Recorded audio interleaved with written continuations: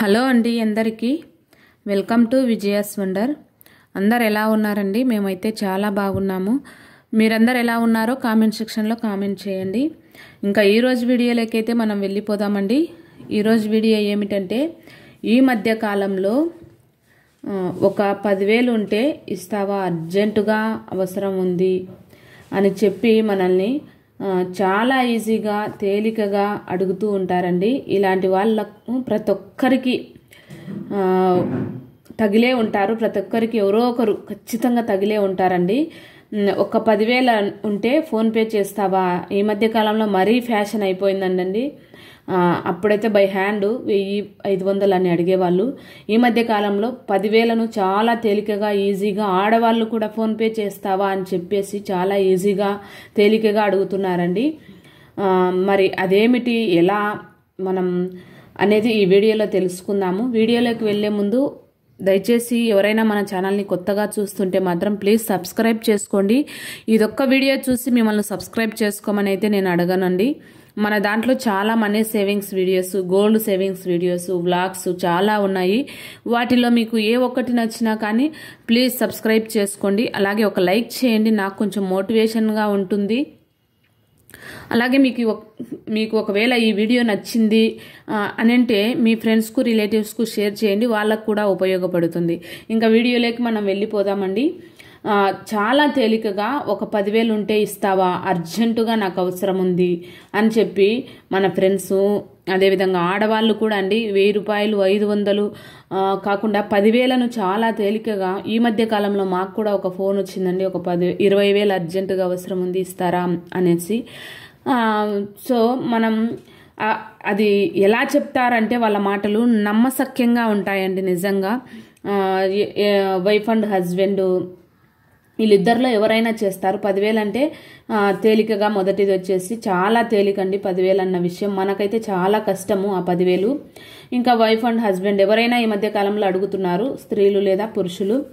ఇంకా అదేవిధంగా ఇంకో కారణం ఏం చెప్తారంటే, పిల్లల ఫీజు కట్టాలి, లేదంటే హాస్పిటల్కు ఈఎంఐలు, ఇంకా ఎక్సెట్రా అండి చాలా అయితే చెప్తారు.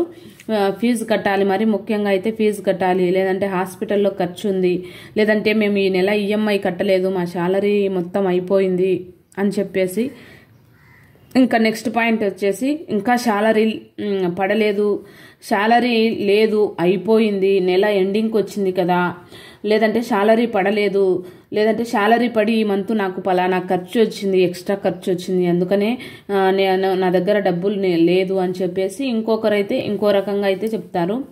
ఇంకొకటి వచ్చేసి ఇంటి రెంట్ కట్టలేదు, దయచేసి ఈ నెల మేము ఇంకా ఇంటి రెంట్ కట్టలేదు, నాకు వచ్చిన అమౌంట్ మొత్తము ఖర్చులకే సరిపోయింది, పిల్లల ఫీజులకే సరిపోయింది, లేదంటే ఈ మంత్ నాకు హాస్పిటల్ ఖర్చు ఎక్కువగా పడింది అని చెప్పేసి అడుగుతూ ఉంటారండి.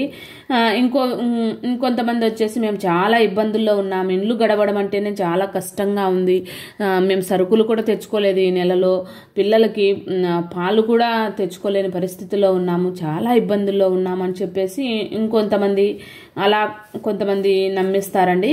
ఇంకొంతమంది వచ్చేసి జాబ్ అండి, మాకు జాబ్ పోయింది, ప్రస్తుతానికి మేము జాబ్ చేయాలంటే జాబ్ చేయాల్సిన చోట 10,000 కట్టమన్నారు అని చెప్పేసి ఇంకొంతమంది నమ్మిస్తారు. నాకు పిల్లలు ఉన్నారు, భార్య ఉంది, జాబ్ చేయకపోతే నాకు కష్టంగా ఉంటుంది, సో ఒక 10,000 ఇచ్చినామంటే నాకు కొత్త చోట జాబ్ వస్తుంది, నేను అక్కడ కట్టేసి నెక్స్ట్ నాకు మొదటి శాలరీ రాగానే నేను మీకు ఇచ్చేస్తాను అని చెప్పేసి ఇంకొంతమంది అంటారు. కొంతమంది వచ్చేసి హెల్త్, మా పిల్లలకి హెల్త్ బాగలేదు, లేదంటే వైఫ్కు హెల్త్ బాగలేదు, లేదంటే పేరెంట్స్కు హెల్త్ బాగలేదు అని చెప్పేసి ఇంకొంతమంది అయితే మనల్ని నమ్మిస్తారండి. నిజంగా హాస్పిటల్లో ఉన్నారు, వాళ్ళు మందులు తీసుకురావడానికి కూడా నా దగ్గర డబ్బులు లేదు, నెక్స్ట్ మంత్ నేను మీకు తప్పకుండా ఇచ్చేస్తాను అని చెప్పేసి ఇంకొంతమంది అయితే మనల్ని నమ్మిస్తారండి చాలా ఈజీగా తేలికగా. సో ఇవే కాదండి, చాలా ఉంటాయి. ఇవి మాకు అనుభవమైనటివి నేను మీకు చెప్తున్నాను. ఇవి కాకుండా మిమ్మల్ని కూడా పర్సనల్గా చాలామంది పలానా కారణం వలన మా దగ్గర డబ్బులు లేదు ఇస్తారా అని మిమ్మల్ని తప్పకుండా అడిగింటారు. మిమ్మల్ని ఏ కారణంతో అడిగారో కింద కామెంట్ సెక్షన్లో కామెంట్ చేయండి. ఎందుకంటే ఇది అందరికీ అర్థమవుతుంది. సో ఇస్తే ఏమవుతుంది, ఇవ్వకుంటే ఏమవుతుంది అనేది కూడా మనకు తెలుసుకుందామండి. ఇంతవరకు కారణాలన్నీ మనల్ని కారణాలు చెప్పి నమ్మిస్తూ ఉంటారు వీళ్ళు. ఈ కారణాల ద్వారా మనల్ని నమ్మిస్తారు. నమ్మించిన తర్వాత మనం 10,000 రూపాయలు అడిగినంత ఈజీ కాదండి ఇవ్వడము. 10,000 అంటే అడిగిన వారికి చిన్న అమౌంటే అవ్వచ్చు, కానీ ఇచ్చేవారికి మాత్రం చాలా పెద్ద అమౌంట్ అండి, చాలా పెద్ద అమౌంట్. ఈ 10,000 రూపాయలు అనేది అడిగే వాళ్ళకి చిన్న అమౌంట్గా ఎందుకు ఉంటుందంటే వాళ్ళకు సమస్య పెద్దదిగా ఉంది కాబట్టి ఈ 10,000 అనేది చిన్నగా కనపడుతుంది. ఎందుకంటే వాళ్ళు లక్షలు, 2 లక్షలు, 3 లక్షల లాంటి సమస్య ఉంటుంది. మనల్ని ఒక్కరినే కాదండి, మనల్ని అడిగిన 10,000 ఇంకొకరిని 10,000, అలా ఒక 10 మందిని 10,000 అడిగితే ₹1,00,000. సో సమస్య అనేది చాలా పెద్ద సమస్య. అందుకని చెప్పేసి వాళ్ళు మనల్ని 10,000ను చాలా తేలికగా అడిగేస్తారు. సో ఇచ్చేవారికి మనకు మాత్రం 10,000 అంటే చాలా కష్టమే. ఈ కాలంలో 10,000 రూపాయలు ఇవ్వడం అనేది చాలా కష్టమే. సరేలే అని చెప్పి ఏదో ఒకటి చేసి ఈ మాట పోగొట్టుకోలేక, లేదంటే ఫ్రెండ్షిప్ పోగొట్టుకోలేదాక, లేదంటే బంధాన్ని పోగొట్టుకోలేక, రిలేషన్ను పోగొట్టుకోలేక ఏదో ఒకటి చేసి ఇచ్చిన తర్వాత నెక్స్ట్ మాట ఏముంటుందో తెలుసా, మళ్ళీ మనల్నే బెదిరిస్తారు. ఇస్తాంలే, ఎక్కడికి వెళ్తాం, మేమేమన్నా వెళ్ళిపోతామా, ఊరు వదిలిపెట్టి వెళ్ళిపోతామా, మేము కష్టాలలో ఉన్నామనే కదా మిమ్మల్ని డబ్బులు అడిగి ఇప్పించుకుంది, కష్టాల్లో ఉన్నామనే కదా మిమ్మల్ని డబ్బులు అడిగి ఇప్పించుకుంది, ఇస్తాంలే అని చెప్పేసి మళ్ళీ మనల్నే బెదిరిస్తారు. ఏదో ఒక రోజు మేము ఇస్తాంలే అని. మనకు మాత్రం ఏమని చెప్తారు, నెక్స్ట్ మంత్ శాలరీ రాగానే నెక్స్ట్ మంత్ మాకు పలానా డబ్బులు వస్తుంది, నెక్స్ట్ మంత్ మాకు పలానా ఏమంటారు లోన్ వస్తుంది, మేము అది రాగానే మీకు ఇస్తామని చెప్తారు. మనం సరేలే ఆ బంధాన్ని, ఆ రిలేషన్ను, ఆ ఫ్రెండ్షిప్ను వాటిని పోగొట్టుకోలేక మనము సరేలే అని ఇస్తే మళ్ళీ ఇచ్చిన తర్వాత నెక్స్ట్ మంత్ ఒకవేళ మనము జ్ఞాపకం పెట్టుకొని మనం అడిగినామంటే నెక్స్ట్ మంత్ ఇస్తాంలే, మేము ఏమైనా ఎక్కడికైనా వెళ్ళిపోతామా, పారిపోతామా అని చెప్పేసి మళ్ళీ మనల్ని బెదిరిస్తారు. మేము పలానా టైంకి ఇస్తాము, అంతవరకు మమ్మల్ని అడగద్దు, 1 సంవత్సరానికి ఇస్తాము, అంతవరకు మమ్మల్ని అడగద్దు అని చెప్పేసి నెక్స్ట్ మనల్ని మళ్ళీ బెదిరిస్తారు. సో అప్పుడు మనం ఏం చేస్తాం, ఇచ్చిన వాళ్ళు ఏం చేస్తారు, సరేలే ఇంకా మళ్ళీ అప్పుడు కూడా ఫ్రెండ్షిప్ను, బంధాన్ని, రిలేషన్ను పోగొట్టుకోలేక మళ్ళీ వాళ్ళు ఆ చెప్పిన సమయం ఉంటుంది, ఒక 6 months 1 year ఉంటుంది కదా, ఆ సమయం వరకు మళ్ళీ వెయిట్ చేస్తారు. మళ్ళీ వెయిట్ చేసిన తర్వాత మళ్ళీ అడిగినా కానీ మళ్ళీ ఇదే మాట, ఇలా నమ్మించి మనల్ని అయితే మోసం చేస్తారండి. సో వాళ్ళకైతే అది అలవాటు అయి ఉంటుంది. ఎందుకంటే వాళ్ళు ఒక్కచోట కాదు, మన లాంటి వాళ్ళను 10 మందిని 10,000 అడిగి ₹1,00,000 తీసుకుని ఉంటారు కాబట్టి వాళ్ళకి అలవాటు అయి ఉంటుంది. లేదంటే ఫోన్ స్విచ్ ఆఫ్ చేస్తారు, మనకు అందుబాటులో ఉండరు. లేదంటే మనం ఇంటి దగ్గరికి వెళ్ళినా కానీ ఇంట్లో వైఫ్ ఉంటుంది, హస్బెండ్ రాడు. ఒకవేళ మనం అలా ఈ చాలా కారణాలు అయితే ఉంటాయండి. సో ఒకవేళ ఇవ్వకపోతే ఏమవుతుందంటే మనకు వాళ్ళకు రిలేషన్